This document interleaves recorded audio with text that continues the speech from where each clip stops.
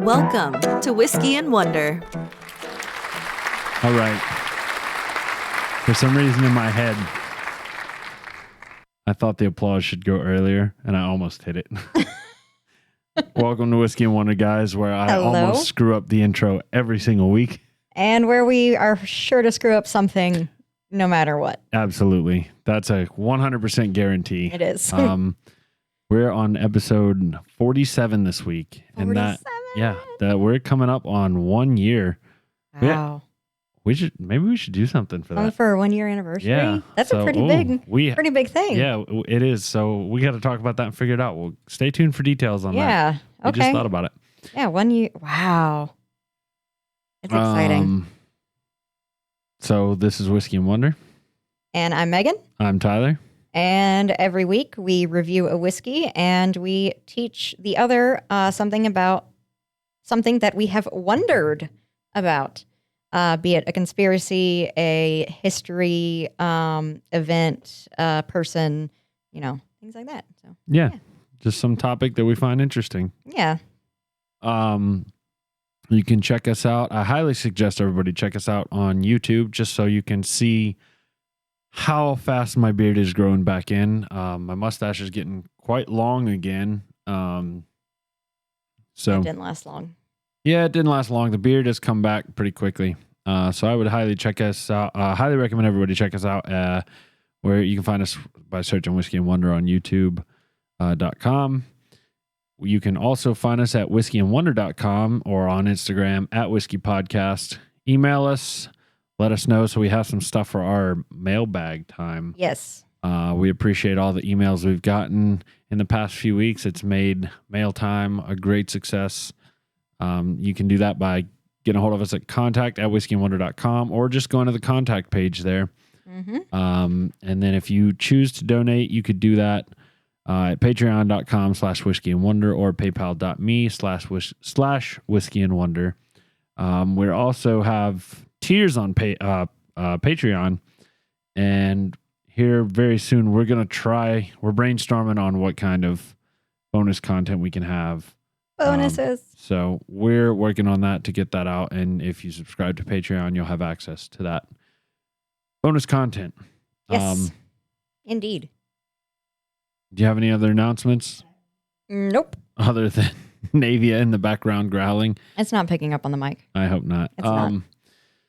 So, yeah, check out the store. We've still got whiskey tumblers and stickers for sale. As a matter of fact, I think I have 4 stickers left, guys. So, come on, y'all. They're $1. 4 stickers. We are always looking for guests and guest drinkers. I know we've got a couple lined up soon. Mm-hmm. So we're excited to have everybody on the podcast as well. And want to take a moment to just thank everybody for your donations and your support, for subscribing, liking, rating, reviewing, drinking along with us, whatever.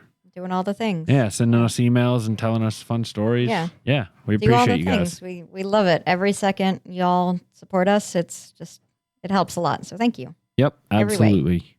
And one other thing that I want to make note of, and before we get too much further, is I've been going back and listening to the episodes just to get a audio balancing of it. And it seems like I've got everything pretty smooth with the exception of my volume. Ever since I switched microphones, I cannot nail this volume down. So I'm working on it, guys, every week. Hopefully I'm getting a little bit closer to having me balanced with Megan and all our sound effects. It sounded like last week on last week's episode, everybody was balanced except me. I was just low. So, whoops. Yeah, well, actually you were a little bit higher than most of the things. So I brought everybody down to my level essentially. Instead of rising to theirs, I brought them down to my level. You pull us all down. Unfortunately, I can't go up any further. I've peaked in life. So. Oh, man. All right. On that note, we're going to go ahead and jump right on into the open segment.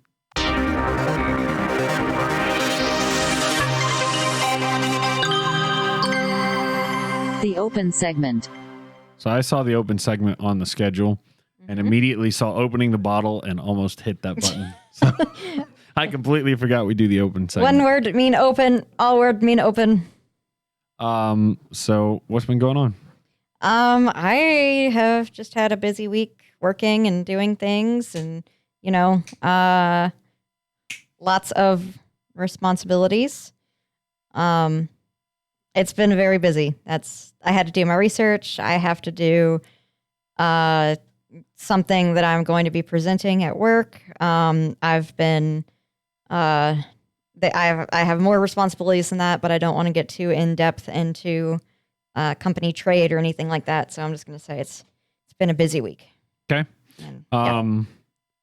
I guess kind of in that realm, just how is the new promotion treating you? Good. Enjoying it? I'm enjoying it. Yeah. I Okay. like the power. Control freak. Sometimes. Control freak. Yet here I am, the one in control of this podcast. Sometimes At you have to least- just give someone else the reins. At least the technical aspects. Yeah. So I've had an exciting week. Apart from the you got me alcohol. Yes, I did. That's probably the most exciting thing that's going to happen to me. So the bar, the brewery that I work at, just came out with a new seltzer called Crushin' It. It is it is a orange creamsicle seltzer, and it tastes just like an orange creamsicle. If you're into that thing, I am stoked. all right. I have 2 crowlers sitting in the fridge for Megan. I got them last night at work. I've actually had a pretty exciting week apart from, I guess, just the normalcy of going back to work after vacation. That was not as exciting, but, we all got to do it. I officially am the only person in my house now. Yay! I no longer have a roommate. Kurt moved out. I don't know if I've ever said his name on here before, but my roommate Kurt moved out. We've been roommates for several years, and it's definitely bittersweet.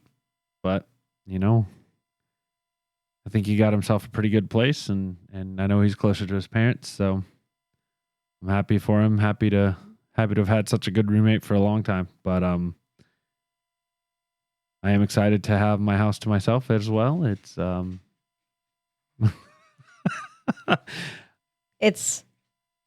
I have no idea what's happening yet. So stop. Let me ADDing. I'm gonna give them the behind the Okay. scenes because I got the house to myself. Normally when we record this, because the dogs play, we separate them. And we have one in here and one not. Well, the house is mine now, so the door's open and the dogs are just going to town outside this room. And all I heard was just nails scratching. I don't know if it's scratching the wall, scratching the floor. I don't know, but it was just like a solid just scratching for that entire time I was talking. I'm pretty sure someone Scooby-Dooed on the floor and got stuck. Yes. So if you guys hear any growling noises or any kind of, like I was snapping at the dogs earlier because they were being loud, we apologize. They're enjoying themselves. This is the first night they've truly got to enjoy themselves in this house. Hey. And now they're making their way in here about to knock over a guitar. Yep. It might be worth shutting that door. Okay. Oh, my headset does not go that far. That's fine. Anyway, so that's basically what's been going on with me. And she shut the door, but didn't shut it hard enough, and so Bo just barreled his way in the room, shortly followed by Navia. Ay. Well, that was a failure. So I guess on that note, we're gonna just go ahead and moving into opening the bottle.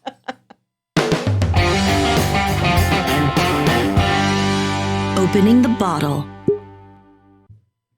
All right, this week we are coming to you with a long-awaited, just for you, Mama Leona.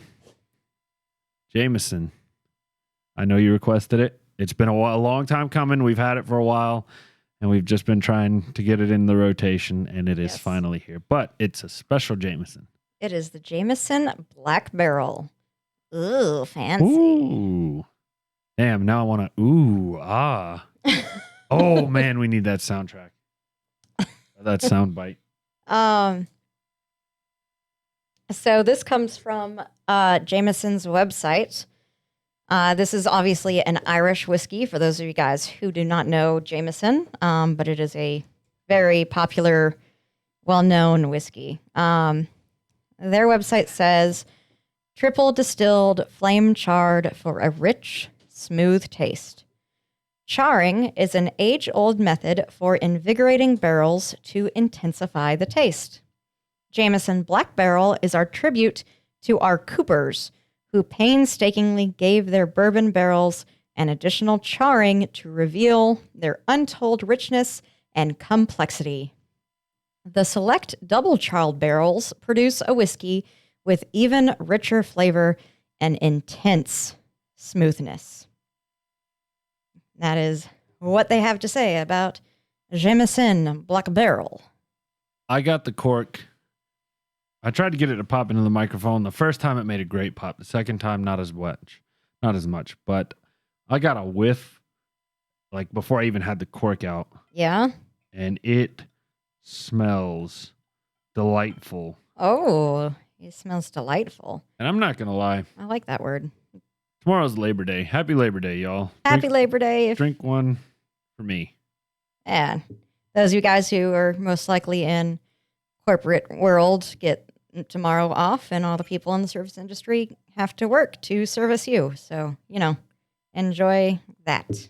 Well, thank you to the service industry members for servicing me. Okay. So I'm going to have a little bit extra in my glass tonight. Okay. I was wondering, I saw you were like kind of pouring thick there on yours, and I was like, damn. Did I pour thick on yours too? No. Well, no. Yeah, I might have got you a little That's extra. okay. You can pour it in here if you don't want it. We're going to see how it tastes, and then Sure. I'll decide. All right. So from over here, it definitely, as you poured it and then as you handed it to me, I could smell it. I haven't actually stuck my nose into it yet, but just the smell from a distance, it smells pretty good. it's fruity and sweet.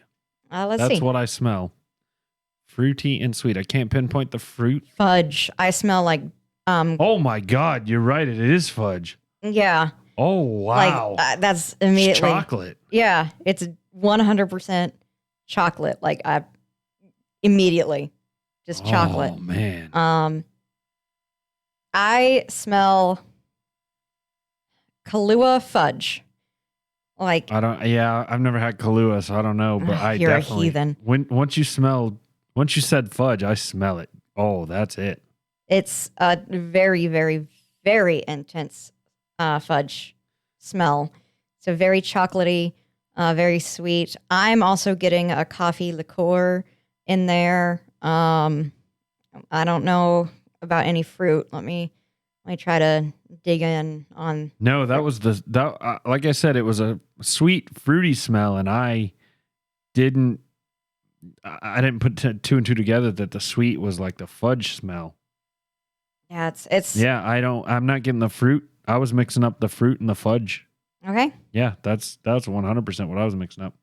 Okay. Well, I'm gonna go with Kahlua and chocolate fudge.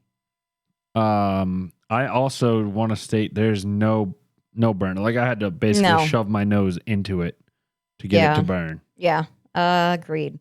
So when the website said intensely smooth, I'm guessing they're not wrong. It's like smooth like chocolate. Yeah. That's what literally in my mind I have one of those like chocolate advertisements where they're like dipping or dunking something into like melted chocolate. Oh, That's smooth. Yum. Time. Let's see. The nose says time spent maturing in these barrels leads to intensified aromas of butterscotch, fudge, and creamy toffee. So yeah, it's a very dessert flavors. I'm guessing I was getting the toffee, and butterscotch. I guess I was combining together into a Kahlua. Whatever. I'm still smelling Kahlua. Oh my. What do you think, Tyler?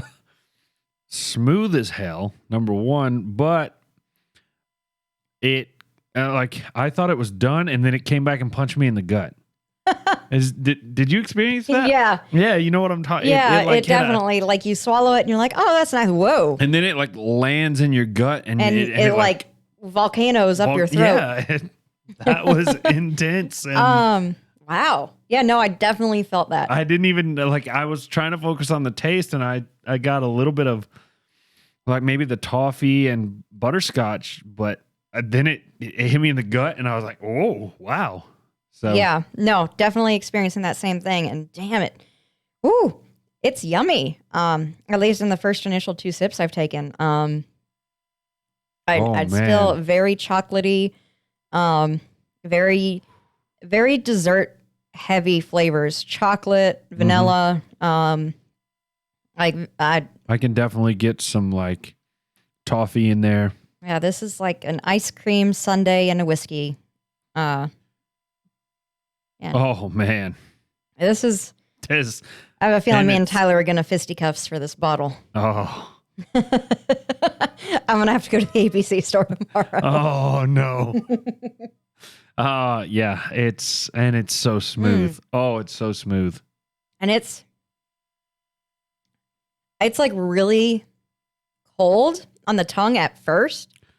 Yeah.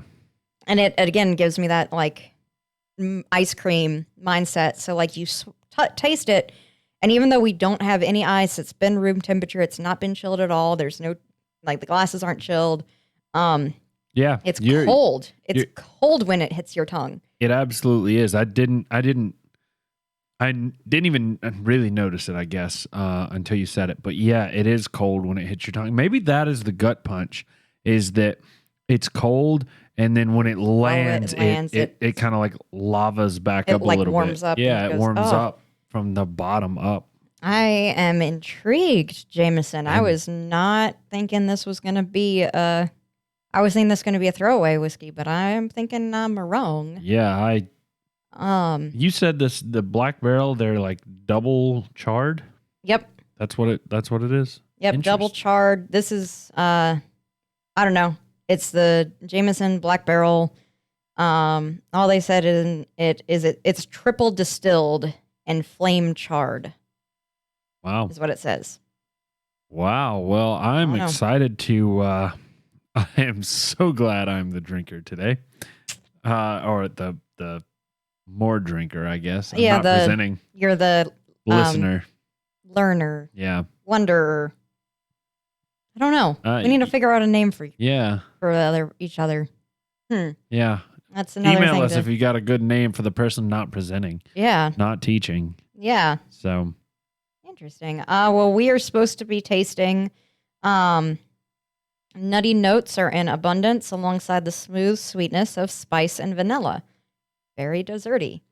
It finishes with richness and intensity and vanilla. I mean, yeah, I'd say that's pretty spot on. Jameson's website about Jameson Black Barrel. You're not wrong about your own whiskey. Apparently, you've been doing this since 1760, and you're doing it right. So, good on you, Jameson. This bottle says 1780. That says 1760. Oh, nope, it's an 80. It's like it's imprinted in the glass, so it was like angled in. Oh, see, I've got it on the label here. Oh no, I was looking at it imprinted in glass, so gotcha. I'm like, that's my excuse. I'll give you the benefit of the doubt there. Okay. All right. Well, we're gonna keep sipping on this, and it is definitely sweet. I am. So far.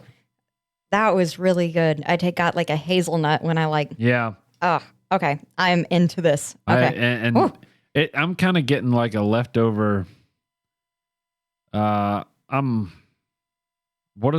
assuming this is what like liqueur tastes like. It's kind of like a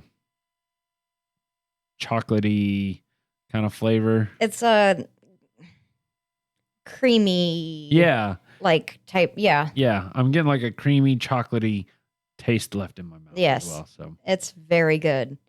all right. So, Damn. All right. Well, let's I guess let's move on. We'll keep drinking this throughout and let you guys know what we think at the end. yeah.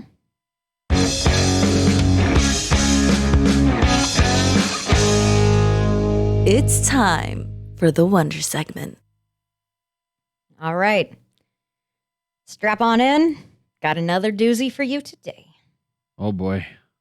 This is all about Universe 25. Today, our Wonder segment begins with a man named John Calhoun. Calhoun was born on May 11th, 1917 in Elkton, Tennessee. In junior high, he developed an interest in birds and began to attend Tennessee Ornithological Society. Knew I was going to mess that up. His passion ran through his high school years as he spent much of his time banding birds and recording their habits. He was first published at 15 years old in an ornithological journal that the society ran. His father refused to help him attend an out-of-state university. Despite this, Calhoun committed to attending the University of Virginia. He earned his bachelor's degree in 1939, and he earned his master's degree and his PhD from Northwestern University. Though he continued to love birds, his thesis was written on the common sewer rat, for which he studied their 24-hour rhythms. John Calhoun became a master ethologist, coining the term behavior sync, which we will spend a whole lot of time talking about later on. Ethology is the scientific study of animal behavior, typically in natural conditions, and defining behaviors as evolutionary adaptive traits. Charles Darwin's research, combined with other observations of 19th and 20th century ornithologists, became the foundation for this area of study. Ethologists typically don't focus on a single species in their research, instead, often focusing in a particular behavior in a number of unrelated species. This is a fairly new field of study and is growing and evolving as the years go on, really becoming recognized only in the early 21st century. Ethologists use their data to understand animal communication, emotions, culture, learning, and sexuality. Several highly believed ideas from the past have been proven false by ethologists, such as dominance theory in dogs. Fun fact: in 2020, the theory that animals have belief systems was introduced by the Ruhr University Bochum. Hopefully, this becomes studied more extensively. Perhaps if it does, it will appear as a future Wonder segment. Animals have what? Belief systems. Systems? Mm-hmm. What is that in, like, what do you mean by a belief system? So I definitely fell into this rabbit hole, and it's only one study. It was published by this university in Germany. These two researchers put together this study, and it's like a big, like, multi-paged thing. And the implications of it are that birds, they confirmed that crows and some other bird, for sure, can study the world around them and develop a belief from it. And then they studied other animals who often showed the same thing. So because it's so new, there's not a whole lot of detail or information I can get into, other than the potential for this being like something that is highly studied and maybe even something that becomes commonly accepted is intense. So my question, I guess, I don't understand what they're studying. Are they studying like crows can, based on their experiences, have their own belief system? Is that like learned traits? Is that like a different word for that? Like, for instance, the squirrels at the college I went to would come right up to you because people fed them. Like, is that a belief system that people are going to feed me food? Yes. So, okay. That's in the simplest terms, yes. The implications of the study is that animals can develop complex belief systems, such as humans having religion. Okay. Um, That's kind of where I was like getting at. Equate it like to something yes. humanistic, not just, oh, seagulls hover around the beaches because there's easy food there. Yeah. You know. The implications of the study is that animals can have beliefs outside their known realm. Okay. So it's very interesting. And I really hope more gets looked into about it because it was definitely fascinating, the little bit that has been done so far. Anyway. Sorry, I didn't mean to sidetrack us. No, there. that's all right. I put that caught fun me. fact there because I had to include it. Yeah. That was just fascinating.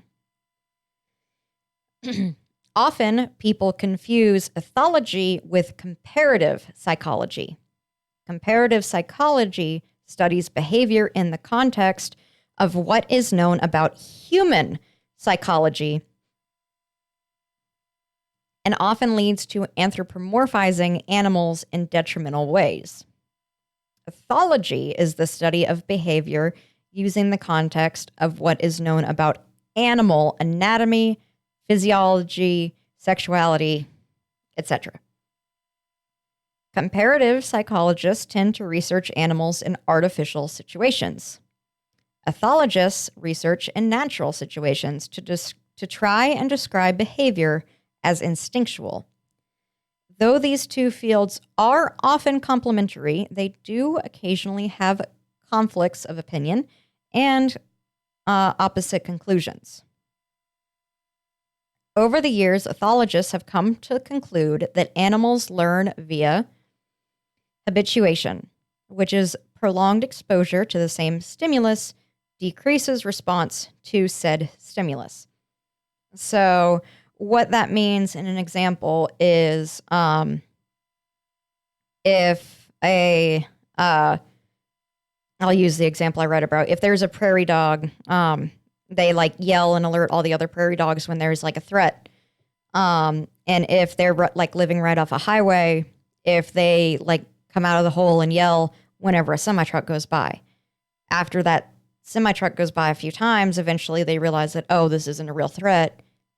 And they learn that because of their habitat, they don't need to react to that particular noise or threat anymore.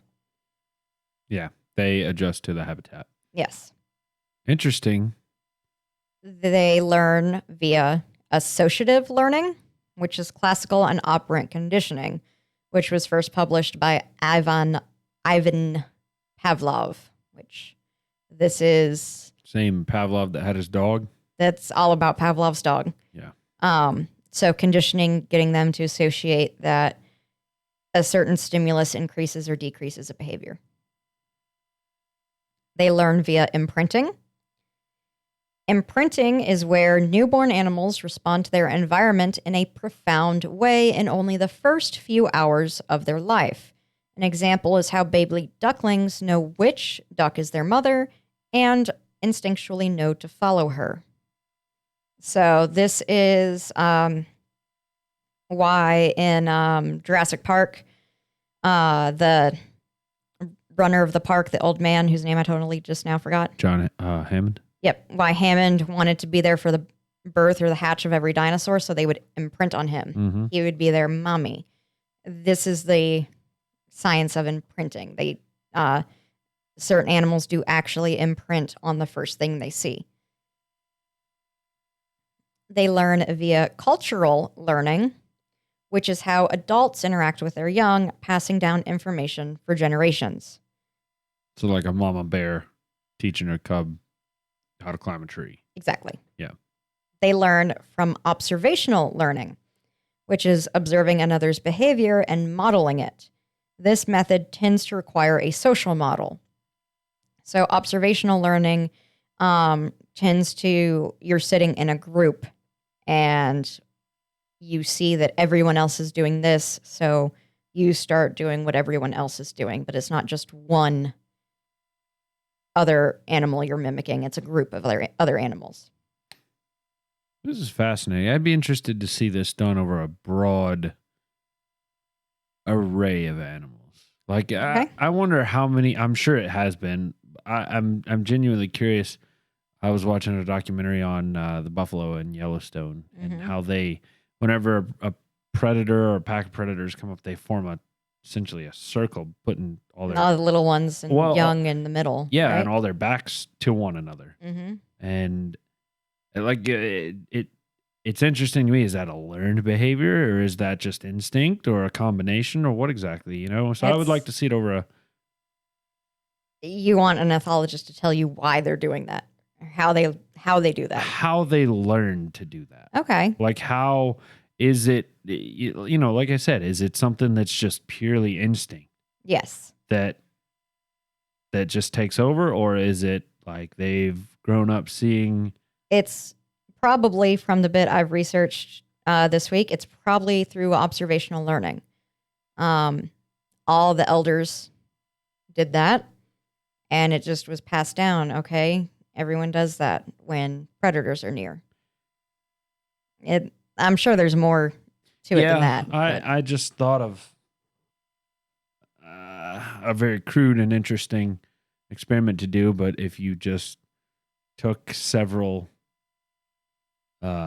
species in the same habitat and isolated them within, like, took young like newborns and isolated them and just kind of saw what happened when they didn't have anything to imprint. But the problem is, how are you going to keep them alive and without imprinting on them? Yeah. You know, that's the problem. Yeah, that's a interesting. I mean, it would be fascinating, but that would be a very tricky experiment to pull off without any type of bias. Yeah, without introducing any kind of Yeah, error. it'd be very hard to get a true data from that. Okay, I'm sorry. That's all right. I'm interrupting, but it's just because you're piquing my curiosity. That's all right. I like when I do that. Animals learn via imitation. Imitation is where an animal directly copies the behavior of another. Imitation is not as advanced as observational learning, though they're basically the same thing. So imitation is monkey see, monkey do. Observational is everyone does this, I do this. They learn through stimulus and local enhancement. This is where an individual is attracted to another object, which is considered a stimulus, or a location, which is considered a local, by watching another interact with said thing or place. So a bear watches a deer consistently go to like the same patch of flowers and eat from that patch. And he realizes that there must be something about those flowers that's really good. And goes over there, sees that they're highly pollinated or something. So you see someone else do something and you're like, huh, okay. And you figure out why they're doing said thing. Animals learn via social transmission. This is the pre-step to cultural learning, in which an animal learns a behavior and passes it down to their young and those in direct contact with them. And then animals learn via teaching. Teaching is highly advanced learning where a demonstrator adjusts their behavior so that an observer achieves the desired end result of the behavior. So, to recap, animals learn via habituation, associative learning, imprinting, cultural learning, observational learning, imitation, stimulus and local enhancement, social transmission, and teaching. So just keep all that in mind. There is a scientific rule called 10 Bergens 4 questions, also known as levels of analysis, which ethologists need to be able to answer to explain any instance of behavior. They require explanations of function, causation, development, and an evolutionary history. And I'm trying to load the next page, and it's blank. Uh-oh. Hee-haw, hee-haw. No, like for real, this is not good. What's happening? We might have to pause. Uh-oh. Oh my god, I'm kind of freaking out. I'm going to fill the air for the moment by saying I am enjoying this whiskey. Spoiler alert. So, I may dip back into the bottle later. And we might have to pause. I don't know if I can pause the YouTube video. Actually, yes, I can. Okay. Oh, there we go. Sorry, guys. Woo, that was terrifying and not professional. All right, let's pretend none of that just happened. This some real shit, y'all. All right. There is a scientific rule called 10 Bergens 4 questions, also known as levels of analysis, which ethologists need to be able to answer to explain any instance of behavior. They require explanations of function, causation, development, and evolutionary history. Specifically, function. How does the behavior affect the animal's chances of survival and reproduction? Why does the animal respond that way instead of some other way? Causation. What are the stimuli that elicit the response, and how has it been modified by recent learning? Development. How does the behavior change with age, and what early experiences are necessary for the animal to display the behavior? Evolutionary history. How does the behavior compare with similar behavior in related species, and how might it have begun through the process of phylogeny? Each behavior has to have an explanation for all 4 of these levels. John Calhoun continued to study behavior in rodents, first continuing to research sewer rats from 1958 until 1962. It wasn't until the late 1960s that Universe 25 would begin. First, however, the National Institute of Mental Health had to acquire a rural property in Maryland for many research products to be housed. John Calhoun housed his experiment in the Poolesville area. He called it Universe 25, and he intended to create a mouse utopia and study the effects of utopian society where the environment was designed to eliminate any problems that would lead to mortality in the wild. The first step was the enclosure. A massive 2.7 square meter consisting of 4 pens, 276 living compartments, and 16 burrows that led to food and water that would never run out. The environment was kept at 68 degrees Fahrenheit, the supposed perfect temperature for mice, and the environment was sterilized so that there would never be any type of virus or disease. They had access to fresh, clean nesting materials. The universe began with 4 pairs of mice chosen specifically for their health from a breeding colony at the National Institute of Health. Calhoun made as close to a mouse utopia as he physically could. And the experiment began as you'd expect it to.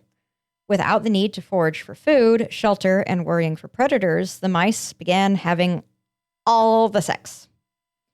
The first 104 days, Calhoun named the strive period as the mice adjusted to their new surroundings.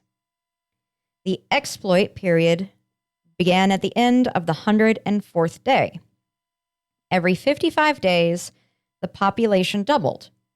By all accounts, things were going perfect for a time.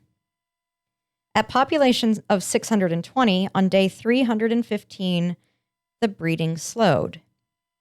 Now, they only doubled in population every 145 days. The enclosure was built to house 3,000 mice. Each compartment could hold 15 mice comfortably. But despite all the room, most of the mice crowded together and ate together, the act of consuming food becoming a communal activity. And the mice began to have problems. They quickly overcrowded themselves by sticking to the same small spaces. This led to a drop in mating, and the birth rate fell. And a social imbalance began. 1/3 of the mice were socially dominant. The other 2/3 less socially adept than their forebears. This trend continued into a slow decline. Quote, in the normal course of events in a natural ecological setting, somewhat more young survive to maturity than are necessary to replace their dying or senescent established associates, Calhoun wrote in 1972. The excess that find no social niches immigrate, end quote. What Calhoun was explaining was that since the population was in a utopian setting, no mice were dying off and no one had anywhere to immigrate to. And this was a detriment. As the population boomed, an overcrowding emerged. There were mice that couldn't fit in socially due to those roles already being filled, and they began to experience behavior sinks. This began the first phase of the downfall of utopia. Males who failed withdrew physically and psychologically. They became inactive and despondent. They would lay together in groups in the center of the floor of the habitat. They did not interact with their fellows, and the normal territorial males paid no attention to them. Despite this, they would become heavily injured from other withdrawn males attacking them, which would lead them to then attack in a vicious cycle. So the withdrawn males would just lie there as they were attacked, not responding to defend themselves in any way. But later on, they would turn and attack a different male in the same pattern. For the ease of understanding, I'll call the mice on this level omegas. The alpha level males became the opposites of the omegas. They were far more aggressive and would become violent with no clear trigger as to why. Often these males would roam around and rape other mice regardless of gender. The victims were typically the beta level males, those who were not outcast but also not aggressive. The betas were timid and often were passive in the alpha's attacks. Bloodbaths began to ensue as mice fought to the death and then feasted cannibalistically on the losers. With the male mice falling into these three levels, alpha, beta, and omega, and abandoning the traditional male role, females also had to change. The females became more aggressive as the sole protector of their nests. This violence often ended up targeted at their own young. The infant mortality rate reached 90% during this period. Some mothers would just abandon their young. Others would simply forget about them, often dropping a baby in the middle of walking and just carrying on. Then there were the, quote, beautiful ones. These mice cared not for engaging in any of the behaviors the rest were experiencing. Instead, they spent their days grooming themselves. They refused any form of mating and never engaged in fighting. Because of this and the constant grooming, they had very pretty fur, which is why Calhoun referred to them kind of creepily as the beautiful ones. The next phase began, and Calhoun called it second death. Whatever young mice survived the previous phase, the beginning of the downfall, did not learn usual mice behavior. These mice almost exclusively became beautiful ones. The population of the Utopia peaked at 2,200 mice, despite the enclosure being designed to easily care for 3,000. By the 560th day, there was no more population increases, and that began the death phase. The beautiful ones retired to the upper decks of the enclosure to live out their lives in egotistical bliss with no desire to continue the population. Below, the remaining mice formed violent gangs that would regularly attack one another, increasing the bloodbath fights and cannibalism. The low birth rate, high infant mortality rate, and violence combined together in the mouse-pocalypse, resulting in the complete extinction of the entire colony. The final mouse died on day 920.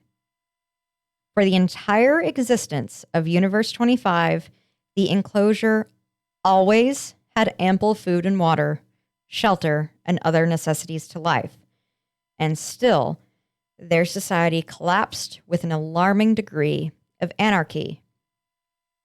Calhoun concluded that mice, as humans, require a sense of identity and purpose within the world at large, and that experiences such as anxiety, stress, and tension were required in order to engage within a society. When all needs are accounted for and no conflict exists, the act of living is stripped to its barest physiological essentials of food and sleep.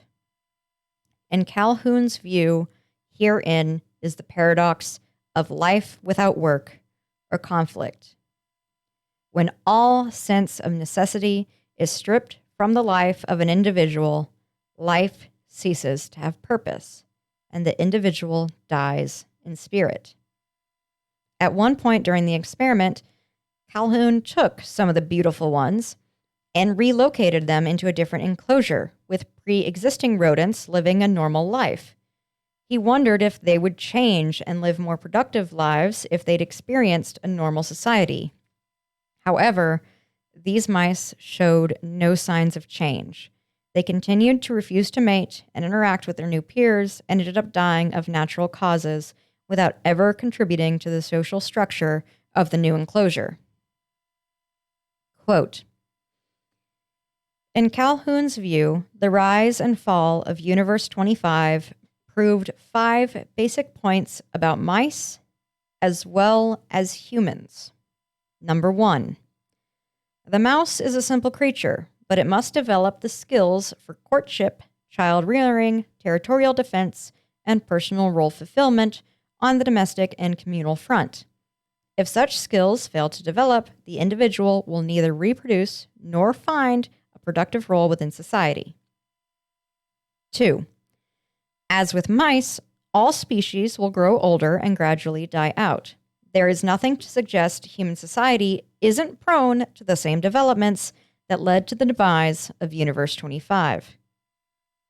3, if the number of qualified individuals exceeds the number of openings in society, chaos and alienation will be the inevitable outcomes. 4, individuals raised under the latter conditions will lack any relation to the real world. Physiological fulfillment will be their only drive in life. 5, just as mice thrive on a set of complex behaviors, the concern for others developed in post-industrial human skills and understandings is vital to man's continuance as a species.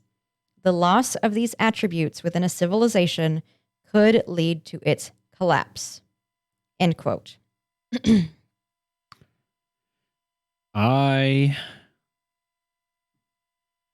I'm not going to harp on this, but all I'm going to say is that I see a lot of parallels between our society and this society of rats. As did Calhoun. Overall, Calhoun said the fate of the mice as a metaphor for the potential fate of man. He named the second death phase of Universe 25 after Biblical Revelation chapter 2, verse 11. Whoever has ears, let them hear what the Spirit says to the churches. The one who is victorious will not be hurt at all by the second death. Now, modern-day scientists, ethologists, and psychologists tend to criticize this experiments for a variety of reasons, which we will get to. But first, let's talk about behavior sync, which is a term that John Calhoun coined in his career. A behavioral sync is described as a collapse in behavior which results from overcrowding. And tons of stories have been created with this idea founded behind it. In fact, some of our most well-known dystopian tales would not exist without Universe 25. Soylent Green, Snowpiercer, District 9, Elysium, Dread, many more. The one I found most fascinating learning about is the book Mrs. Frisby and the Rats of Nim by Robert C. O'Brien. Robert C. O'Brien was inspired by Calhoun's work. The book was adapted into a Don Bluth cartoon, The Secret of Nim. That movie was one of my favorites growing up, and I continue to love it to this day. It was Don Bluth's first directorial debut after ending his career at Disney. Bluth would go on to direct my favorite sci-fi cartoon, Titan A.E., as well as many more amazing movies that shaped my, and probably your, childhood. Land Before Time, All Dogs Go to Heaven, Anastasia, etc. But back to The Secret of Nim. The movie follows a widowed mouse that lives with her children on a farm. Her son falls ill as the farmer gets ready to plow the field. The mouse knows she has to get her family out before the field is plowed, but has to get her son well enough first. This leads her on a journey where she discovers her husband was involved in an experiment at NIM, the National Institute of Mental Health, NIM for short. The experiment, Universe 25. Adventure ensues, great movie, go watch it. Never heard of it. Of course you haven't. Now, let's talk about why many argue that his work does not relate to humanity and needs to be taken with a grain of salt. Some even question if the experiment actually showed what we believed it to at the time. First and foremost, Calhoun is using his data by anthropomorphizing the mice, humanizing them to correlate their behavior with what humanity would do in their situations. Humans are far more advanced than mice. We have science, technology, and medicine to help us achieve advantages in such situations. With our ingenuity, we can scientifically pinpoint causation and change the course of a disaster. We develop medicine to heal wounds and illnesses, and we strive to explore new environments and hope to one day terraform our galaxy. Medical historian Edmund Ramsden says that, quote, rodents may suffer from crowding. Human beings can cope, end quote. Another scientist named Jonathan Freeman suggests that problems arose not from overcrowding, but instead from excessive social interaction. Quote, not all of Calhoun's rats had gone berserk. Those who managed to control space led relatively normal lives, end quote. Which I include, just so all you extroverts out there, be careful. Just kidding. Kind of. So, my personal take on this is just that, yes, mice and human are very different. And you may touch on this later, but we're all driven by instinct. We're still animals. I'll talk about it.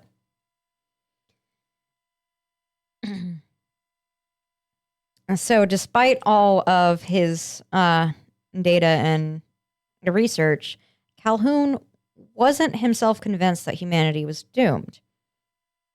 He spent much of his later career studying how to ensure we could avoid a behavior sink. He founded an academic team that promoted the idea of humans colonizing other planets, and he helped model city designs to make sure steps were taken in tandem with development to maintain communication between people.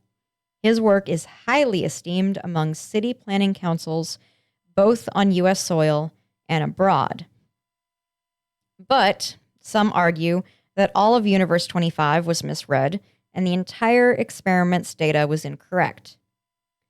Journalist Esther Inglis Arkell writes that, quote, instead of a population problem, one could argue that Universe 25 had a fair distribution problem, unquote.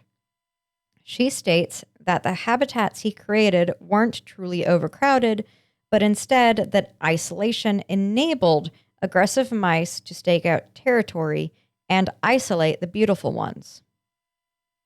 Simply put, Universe 25 didn't give us conclusive answers. No single study or even series of studies can definitively draw conclusions. And even today, in 2021, scientists, ethologists, and psychologists research Universe 25 and his data and argue amongst themselves about it. As Einstein famously said, no amount of experimentation can ever prove me right. A single experiment can prove me wrong. Throughout this entire research, my mind kept going toward the Matrix. And despite my research, I did not find anywhere that made the same connection as me, at least nowhere that wrote down that they did. In both The Matrix and The Matrix Reloaded, the Paradise Matrix is mentioned. The Paradise Matrix was the first matrix the machines designed for humanity. It was supposed to be a perfect world, a human utopia, but it failed. Agent Smith says to Morpheus, quote, did you know that the first Matrix was designed to be a perfect human world where none suffered, where everyone would be happy? It was a disaster. No one would accept the program. Entire crops were lost.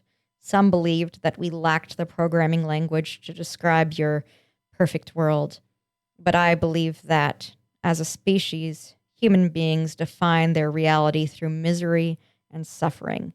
So the perfect world was a dream that your primitive cerebrum kept trying to wake up from. End quote. They go further in depth in The Animatrix, a series of animated short stories the Wachowskis released in 2003.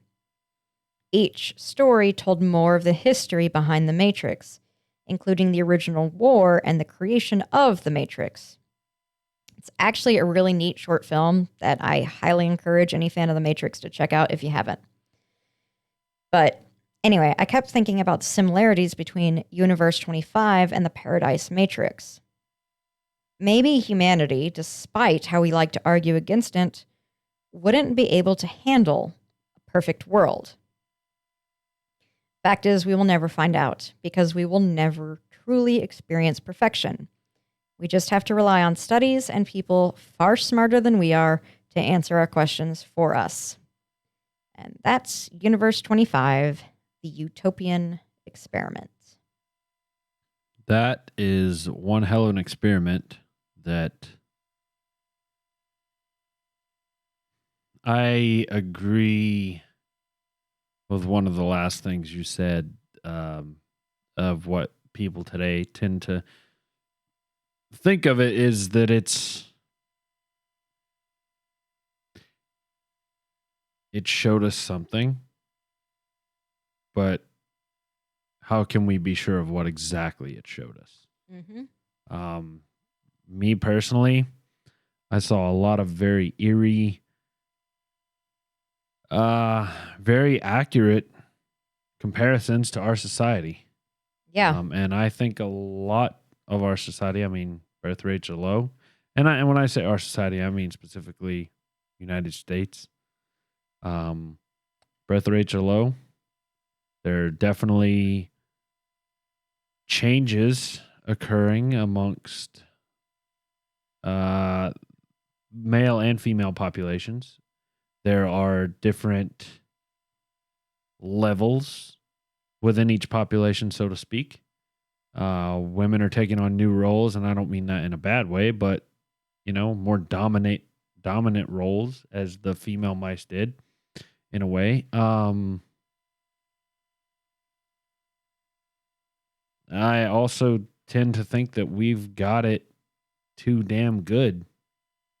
Like, we've taken the struggle out of life for a lot of us. I mean, if I want to eat, go to the store and buy it.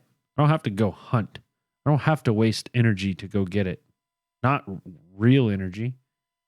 I don't know. Me personally, I see a lot of eerie similarities, and I'll be the first one to tell you I'm a pessimist. So I definitely see the similarities you're talking about, even though I don't necessarily agree with where you're coming from. I believe as a species we have a long way to get to true utopian society. But I do think if we can hit a utopian society, I do think that will be the downfall of our race. I'm curious as to what you think a utopian society is for humans. So, a society with no stress, no crime, no work, no conflict. True utopia would be. I don't think that is realistically ever possible. Probably not. I don't think. I feel like that's not taking into account the fact that people are still animals. Probably not. Like, I think on a basic, on a certain level, we have to think of ourselves as animals, and for an animal utopia, because I think this triggers something subconscious. Okay. More than it is something conscious. Okay. Like,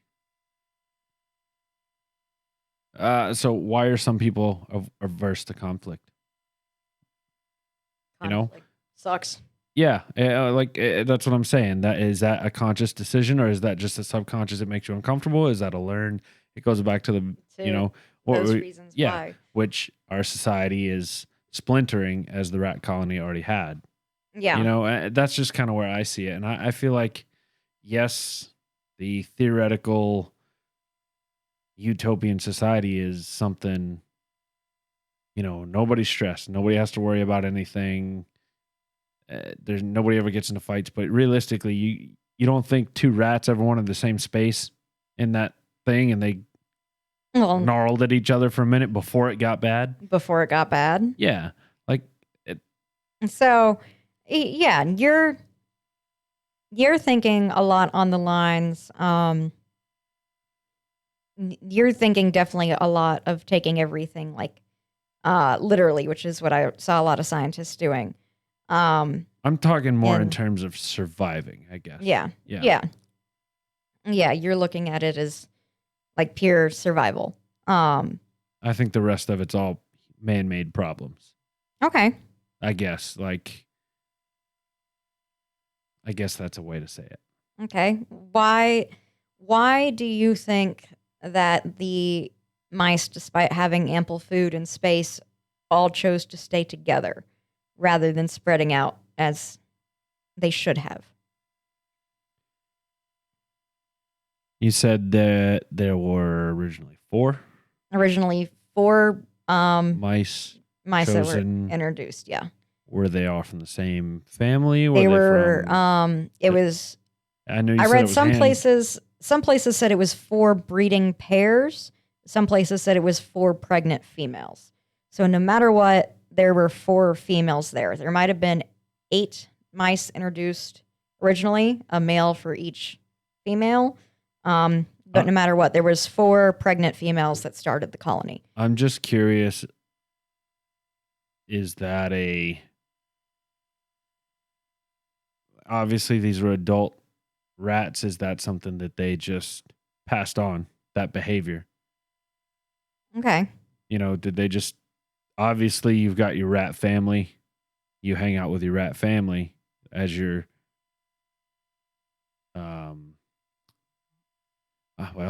truthfully, I don't know how rats do it. I imagine they're mammals, so they nurse. Mm-hmm. So, you group with your parent, and I feel like that in an experiment like that where they're isolated, and you start with 8, and those 8 are used to the group setting. They're going to pass that group setting onto the kids, and it's going to grow and grow. And goes. Okay. Yeah. I definitely get what you're saying. That's the way I think about it. And that also goes to Calhoun introducing, a group of beautiful ones to a new enclosure with normal mice in it, thinking that, okay, well, they'll bounce back. They'll be normal. And they never did. They continued how they were raised, what they grew up as. They never. That's actually, I forgot about the beautiful ones. And in my head, and I think it had to do with the name, I was kind of associating it, for whatever reason, the Kardashians in my head. Just because the beautiful ones. I don't even think those people are beautiful, but whatever. Society does. And I don't want to offend anybody when I say this, but I might step on some toes here. I don't mean to. I'm saying this just as purely as an observation based off what you describe the beautiful people. Not interested in breeding. Yeah. I'm curious if in our society the beautiful people are gay people. Okay, stepping on toes. I understand there are some gay people that want children, but biologically... You're saying that, but there were... there was like same-sex rape happening of the alpha males who were running around. So I don't... I don't want to... I'm not saying that same-sex gay people or same-sex people don't want to breed or don't want to have children. I'm not saying that. I know people that do. But I'm just trying to draw, is that a metaphor for our society in a way? Is that something because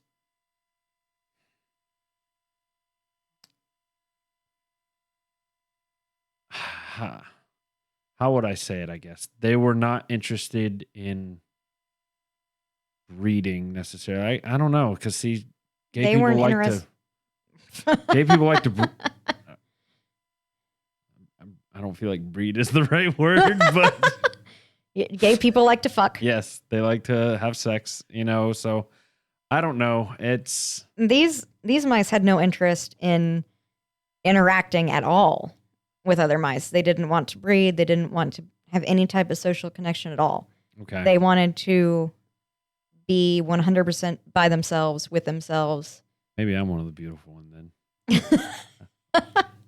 And I don't mean that as in like, I don't think a beautiful one would have agreed to have a podcast with another mouse. Yeah, that's true. It's only one other mouse though. I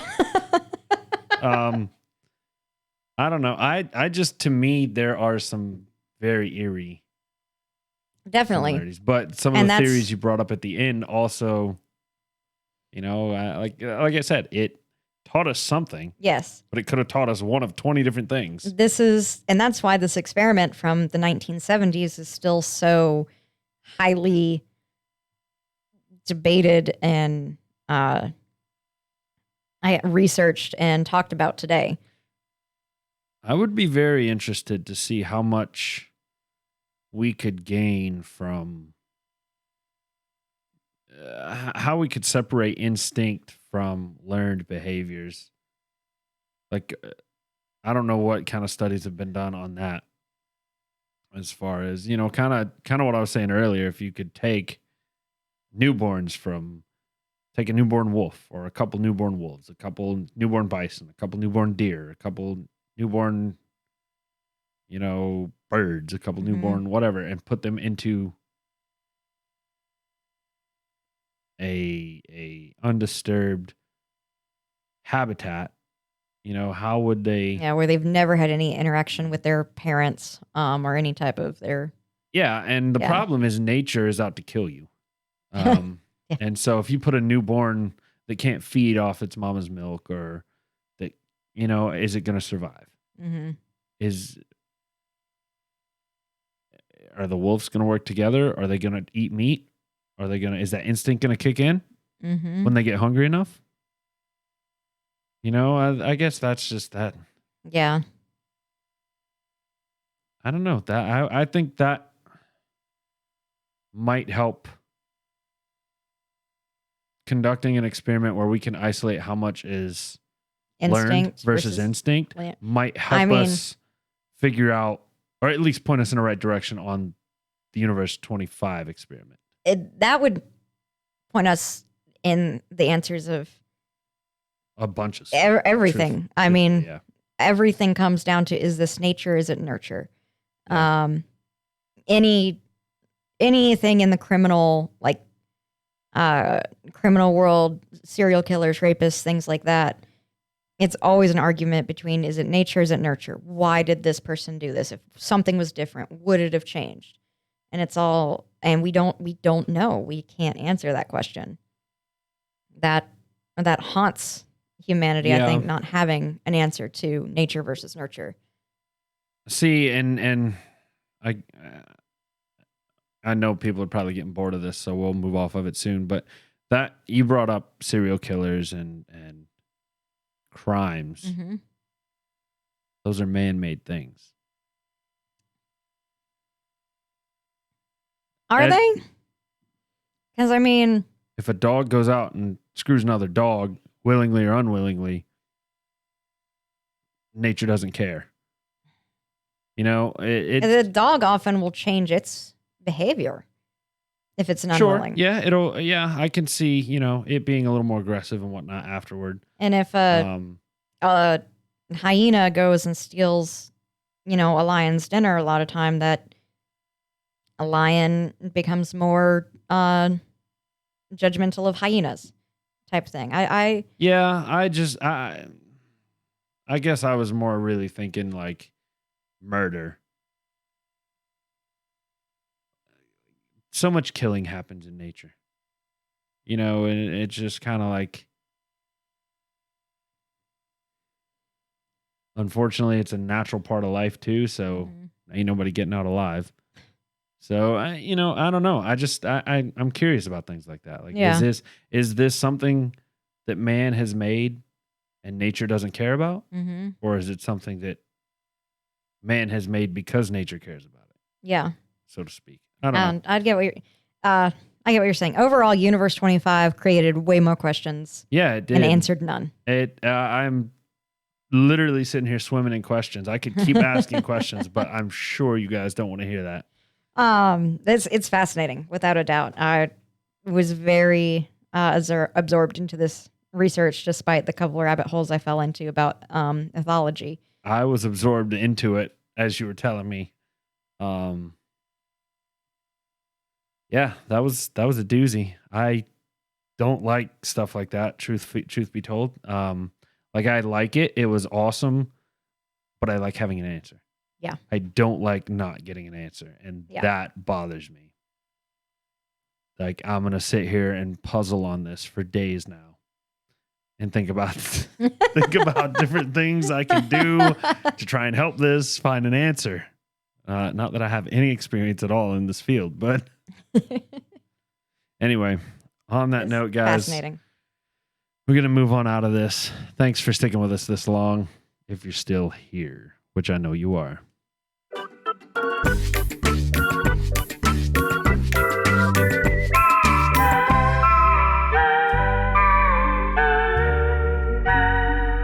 Trivia with Tyler. right. So this week, I found some old ones that I forgot were there, I guess. So we're going to... Oh, there it is right there. Okay. Smiling in public is frowned upon in Russian culture.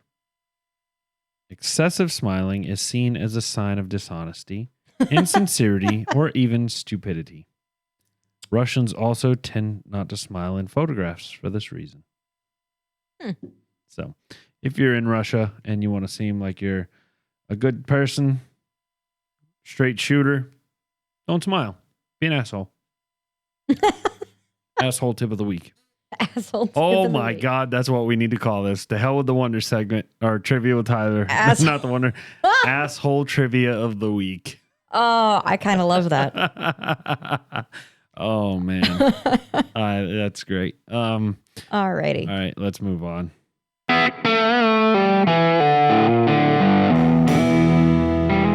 Final thoughts. What about mailbag? Oh, God. It's in your notes. I forgot. Mail time. So we got nothing through the email and nothing through any social media. And I put in the notes, nothing from mailbag. And Megan told me before we started she had a text mailbag. I got sidetracked and didn't change my notes. And she told me again right before we recorded. And I did change my notes this time. There's a mailbag. Still forgot. Well, we do have a mailbag today. This comes in from friend Julia. So, hello, friend Julia. First time hearing from you. Thank you for listening to Whiskey and Wonder. Sorry, Tyler, almost forgot about you. I apologize. Hee-haw, hee-haw. So, Julia texted me and said, listening to the latest Whiskey and Wonder as I clean and would like to put in a formal complaint about y'all's mispronunciation of Traverse City. And I asked, how do you say it? She replied, damn, no voice note option, but despite the fact traverse is a word, it's not like the real word. Ha ha. Like in the word, the A makes an schwa for my teachers sound. But for the city, they say the A like an actual short A, like in cat. So it's not Traverse City, it's Traverse City. Okay. Well, I stand corrected. It's Traverse City. It is Traverse City. And I wrote back to her in my defense, because I hadn't read her other text first. In Kingdom Hearts, there's a place called Traverse Town, and it is pronounced like you'd put Travis and Converse together. And then I read what she said, and I said, which I think is the right way to say it, if I'm reading that right. And Julia replied, yeah, that sounds right. I definitely heard you say it like that at one point, but Tyler went for a classic traverse, as in the word traverse. Guilty. Gotta represent my people, Lamau. Julia, I appreciate you letting me know that I'm wrong. Yep. I sound like an idiot. So now I'm going to sound... there's one less word that I will sound like an idiot on. Yes. If everybody can write me a new word that I sound like an idiot on every week, maybe we can make me sound educated. Edumacated. Yep. But thank you, Julia, for that text, that mail text. It was very exciting getting that, something that we could talk about here on the podcast and mail time. So thank you so much. As always, to anyone listening, if you have anything you want to talk about with us, whether you have a complaint, criticism, suggestion, story you want to share, just whatever you want to shoot the shit, anything, send us an email, contact@whiskeyandwonder.com. If you know Tyler or I in real life, you can shoot us a text. You can message us on our Instagram, our Twitter, our Facebook, any of our social medias, and we'd be happy to throw you in mail time as well. So thank you, friend Julia. Yes. Yes. Thank you Like I said, I appreciate when you guys write in and correct me on words because I don't know a lot of them. And the few I do know, I mess up a lot. So Words are hard. all right. On this note, we're actually going to do it this time. Final thoughts.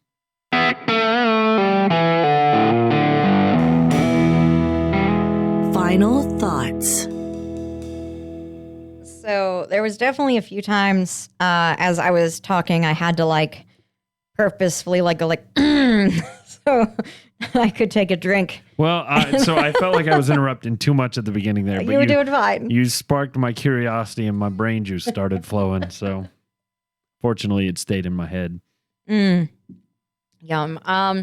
So the little bit I've gotten to drink as we've done this has been phenomenal with a capital PH.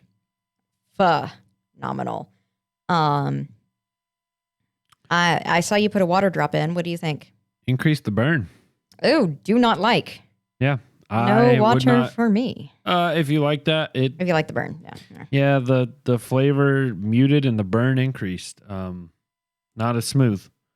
I would not recommend, but I would recommend drinking it neat. Absolutely. Yes, for sure. It's been delicious. I mean, it is drinking a whiskey sundae, a whiskey ice cream sundae. Like honestly, I could see. I've had Jack Daniel's ice cream before. That it was like Jack Daniel's flavored, and it had like dark chocolate chips in it. Really good. It was like a homemade ice cream place in Central City in Colorado that had it. I'm sure that place is long since gone. I don't even remember the name of it, but anyway, it was fantastic. So it was a Jack Daniel's ice cream, and it reminds me a lot of that whiskey ice cream. That was so good, and I know it's something like, my mom, Mama Leona, still talks about today about how, she wants to make this homemade whiskey ice cream, and she's like looked up recipes and stuff. I don't know if she's actually made any of them, but Let us know. yeah, let us know, Mom. This has been phenomenal. It's something that rather than doing a Jack Daniel's ice cream, I would say like let's do a Jameson Black Barrel ice cream because it already has that right flavor profile for it. And I would, just to butt in here, I would definitely say, Mama Leona, you're going to want to go out and get this because I know you recommended, your request was Jameson. So I know it's not standard Jameson, but if you like standard Jameson, this has to be wow. I can't say that I can ever remember having standard Jameson. So I can't either, but this blows a lot out of the water. Yeah, this was really good. And for its price point, I mean, a bottle of Jameson Black Barrel, I believe, is like at a $35 price point. It's a cheap whiskey. All things considered, considering some of the other whiskeys we have here that we rate high.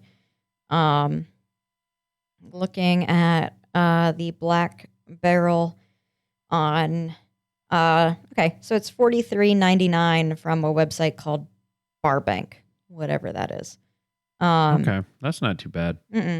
For me, I went through it. I honestly had to stop myself. Otherwise, I would have finished it and had to dip back in. I enjoyed it. I enjoyed it a lot. It's smooth. It's sweet. It's not got a lot of burn. It's flavorful. I can't ask for much more. Yeah. Like I said, and truthfully, the gut punch kind of went away on it. Every sip I had, it got less, but it was still there at the end. So for me, I'm gonna rate this one. I'm gonna rate this one. The number 8 keeps popping into my head. Okay. So number 8. That's pretty high praise from a Tyler. A Tyler. From A Tyler. Asshole Tyler. That's right. And don't y'all forget it. The bougie person in me is like, don't rate it that high. I never thought I would give like a well-known whiskey brand or like a common man's whiskey a high rating. But I am enjoying Jameson Black Barrel just as much as I enjoy Glenlivet at home or Templeton Rye. So this is another 10. Wow. Amen. Amen. Wow is right. Wow. So that's tied with your highest because you give them out like candy. They are not giving out like candy. Okay, you give them out like above average candy. You don't give them out all the time, but you give them out. You only live once. Things deserve 10s. You're right. So anyway, it's tied with your highest rating, and I think that is one of, if not the highest rating I've ever given. Yeah, it's definitely in like your top 3. It's in my top 3. So that's very interesting.